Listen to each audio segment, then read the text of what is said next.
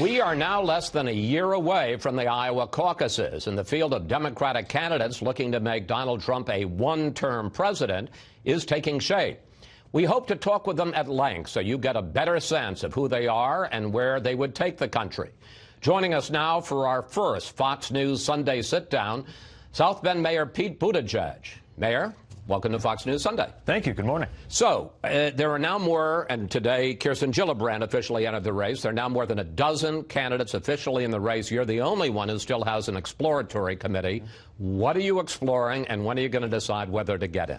So we put together the exploratory committee and rolled it out in January to see what the response would be to the idea of a Midwestern millennial mayor entering the conversation for president. Would anybody take note? How would the fundraising go? Would there be a level of interest in the early states? Now we're seeing all of those things. But because I'm not highly famous and I'm not personally wealthy, it takes a little bit to get the organization in place for a launch. You only get to launch once. And I got to tell you, I'm not going to make any news this morning, but all of the signs are pointing in the right direction, and when we do come out, it's going to be a big one. People are trying to make sense of this huge, sprawling field, young versus old, further left versus more moderate. What's your lane? I don't know. I think everybody wants to fit you on an ideological spectrum, which I think has never been less relevant. I think more and more people just want to know what your ideas are and whether they make any sense. And part of how we were able to succeed in South Bend, governing, I believe, in accordance with progressive values, but also earning a lot of support from Republicans and independents, wasn't by trying to manage exactly where I was on this kind of left-right spectrum. It was by trying to do the right thing. I view myself as a progressive, but these labels are becoming less and less useful. We're going to get into specific issues in a moment. One more sort of political question. One of the ways in which you stand out is that you're 37, and if elected, you would be the youngest president ever.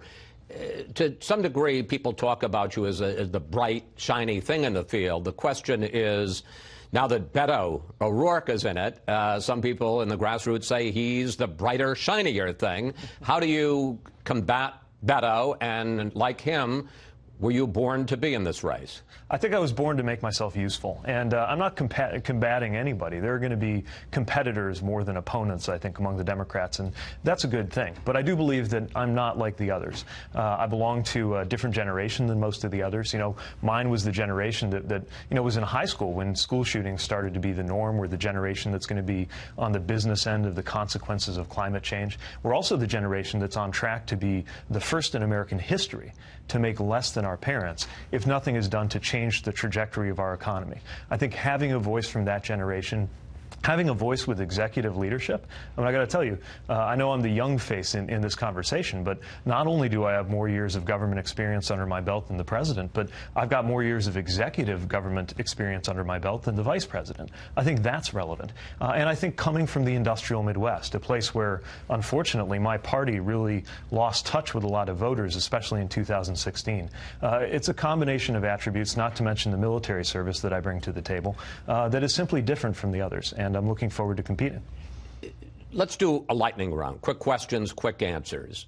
To the degree that you think you have one, what's your big idea? What's your core message? Well, the biggest idea is about... This is lightning round, so you got to be quick. Yeah, sure. I guess I'd say generational change and then liberty, democracy, and security. Now, I believe when you unpack each of those ideas, they point you in a specific direction with some policies behind it. Maybe the rest of the lightning round will help us get into that. We are. Let's turn to what some of the other Democrats are talking about, what's on the ideological agenda right now. A lot of Democrats pushing the Green New Deal. You have said that it's more of a goal than a plan. Explain. That's right. I mean, it's a handful of pages laying out a goal for us to cut carbon emissions before they lead to changes that really destroy our economy and any prospect for people in my generation to do well. I'm thinking about what the world's going to look like in 2054 when I get to the current age of the current president.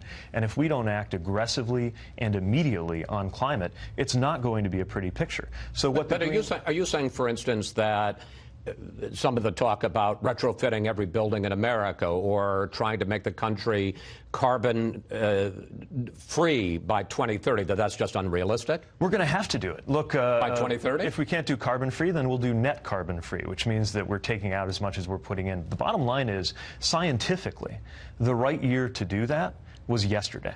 We have got to do this. This timetable isn't being set in Congress. It's being set by reality. It's being set by science, and it's going to hit. Those deadlines are going to hit in our climate with or without us, and so we have to act. What the Green New Deal gets right is it recognizes there's also a lot of economic opportunity in this. Retrofitting buildings means a huge amount of jobs for the building trades in this country. I view that as a good thing. Okay, we're way over the lightning round.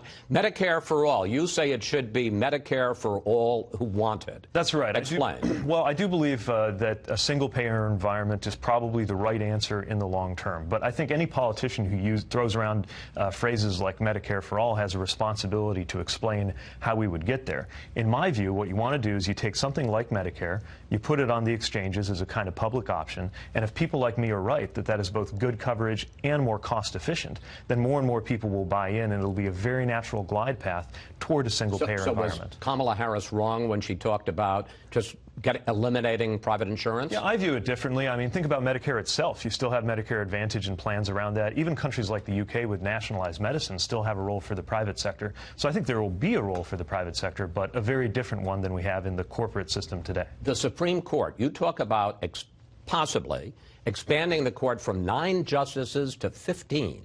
Yeah, but it's not just about throwing more justices on the court. What I think we need to do is some kind of structural reform that makes the court less political. We can't go on like this where every time there's a vacancy, there's this apocalyptic ideological battle. So one idea that I think is interesting is you have 15 members, but only 10 of them are appointed in the political fashion.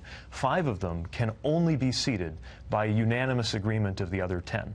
There are other ideas that have been floated, too, about term limits or about rotating justices up from the appellate bench. I think we should have a national debate about what's appropriate, especially within the framework of the Constitution. But the bottom line is we've got to make some kind of structural reform to depoliticize the Supreme Court. After Donald Trump's victory in 2016, you wrote an essay in which you said that, I think it was called something from flyover country, was that yes. correct?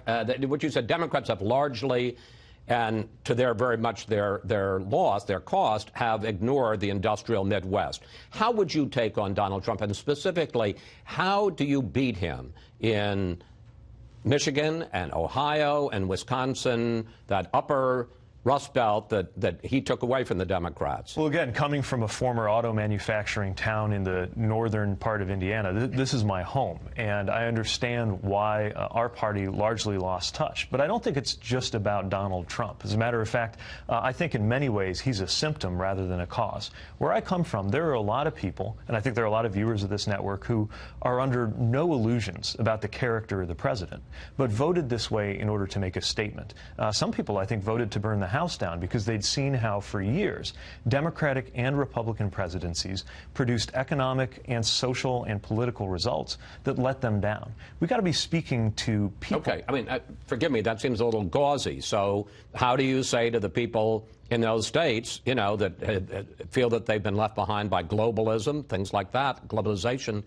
I got a better answer than Donald Trump. Donald Trump talks about jobs. He talks about the unemployment rate is at a record low. He talks about restoring manufacturing jobs. So yeah, and look, we've been restoring manufacturing jobs in our community too, but we're realistic about the fact that with automation, it's not going to look like the old economy. The president's promise is to turn back the clock, that we can somehow just go back to the 1950s, and it's just not true. The economy is changing, the pace of change is accelerating, and what we've got to do is master those changes in order to make them work for us. There are some very specific policy moves to do that, everything from making sure everybody has health care, to increasing the minimum wage, to delivering portable benefits so that when you get disrupted from your job, it's not such a disruption in the rest of your life. There are things that we can and must do to make sure that as these changes come, and again, they will with or without us, that we can actually succeed, especially in economically vulnerable communities like where I come from. Okay, let's talk about your record, because you've been the mayor of South Bend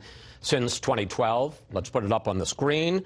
More than $800 million in private investment, including a resurgence of downtown, more than 4,000 jobs created, more than 1,000 abandoned homes demolished or repaired in your first term. But critics point out the violent crime rate in South Bend went up till last year, and you've had a continuing problem with homelessness.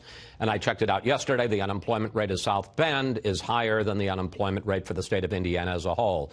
So Pluses and minuses, yes? It is true that I've not personally resolved the problem of violence nor the problem of homelessness. But I will say that we're doing more around homelessness than I think has happened in our community in 30 years. And I think that characterization of the violent crime rate isn't quite fair either. When I was a kid, it was not unusual to have more than 20 homicides in South Bend. Last year we had 9. That is obviously 9 too many. If you look at your term as mayor, it had gone up until last year. It's not really true. It was up and down from year to year if you look at something like the homicide rate. I feel like I've been fighting gun violence and homicide in our community with one hand tied behind my back. But I am proud about everything we have done as a community to come together. By the way, a low-income community. You know, our per capita personal income just went over $20,000 a year. So, yeah, we have challenges with economic growth. We have challenges with crime. We have challenges with homelessness. But the way our community has risen to meet those challenges is something I'm very proud of. Why are you in such a hurry? Why not wait a few years, get some more experience, build up a bigger record, get better known, and run for president, say, at the ripe old age of 41? It's not about becoming president. It's not about finding some moment. If you're running for president, it is about becoming president. No, it's about America. It's about what America needs. All the decisions I've made to run for office in my career, and all the decisions I've made to not run for office, are about the moment, what is called for, and then what I bring to the table. I see this very unusual moment. Look, it's unusual for it to even be plausible that a 37-year-old Midwestern mayor is giving national interviews about a possible candidacy for president. But there's something happening right now that calls for something completely different than what we've been seeing. Generationally different, regionally different, somebody with a different life story and a different background. And to the surprise of many, including myself, this moment could be the only moment over the last 100 years or the next 100 years when it's appropriate for somebody like me to be in this conversation. But I'll tell you, with that moment shaping up, I'm not going to miss that moment.